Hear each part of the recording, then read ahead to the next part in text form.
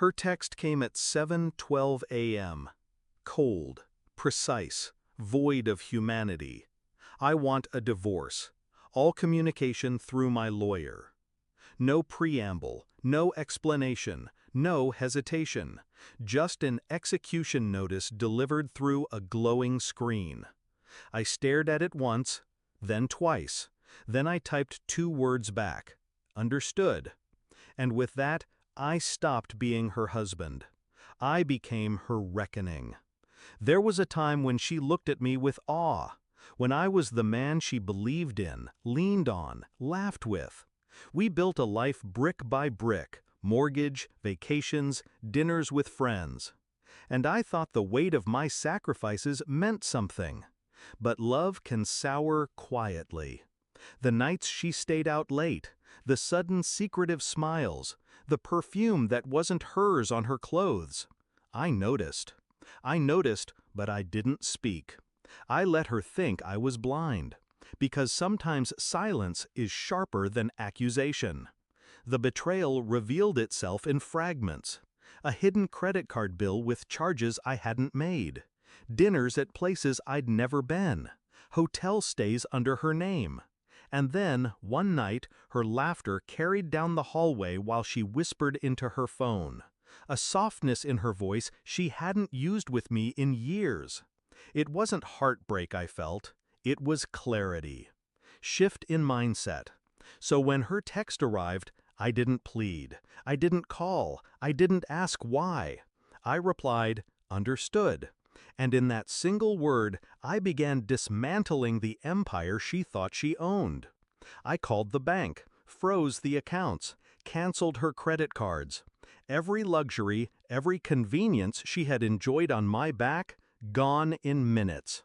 I contacted payroll, split direct deposits. I secured assets under my name, shifted property, rerouted investments. She wanted her lawyer to speak for her? Fine. Then she would only find silence in her wallet and emptiness in her accounts. By the 48-hour mark, she was still silent. I knew her pride. She thought she was untouchable. But money is oxygen. Cut it off, and the strongest will suffocate. On the 72nd hour, her lawyer called, panicked, breathless. There seems to be an issue. Your wife can't access any funds. Her credit lines are frozen. She's very distressed. I let the silence hang.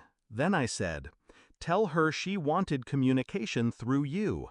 Consider this my reply. And I hung up. That evening, she showed up at the house she had abandoned. Her hair unkempt, her confidence cracked. For the first time in years, she looked small. You can't do this, she hissed, but her voice trembled. I poured myself a drink, sat across from her, calm. You left, I said. Your text was clear, communication through your lawyer. You made the rules. I'm only playing by them. Her eyes burned. I'll take everything in court. I smiled. Slow, patient.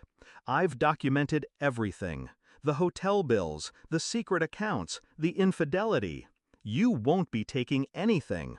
In fact, I slid a folder across the table. Bank statements, evidence, proof. You'll be lucky if you don't leave owing me. Her hands shook as she flipped through the pages. Every secret she thought she had hidden laid bare. Her face drained of color.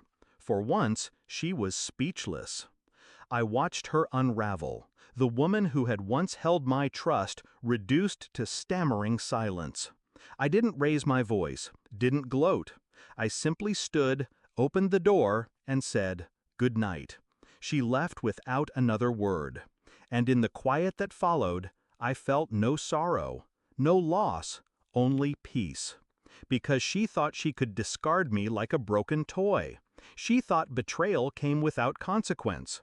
But she forgot, I was the one who built the life she lived, and I was the one who could take it away. So when she texted me, "I want a divorce," what she really sent was an invitation to show her who I truly was.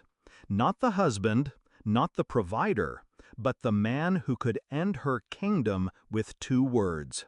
Understood.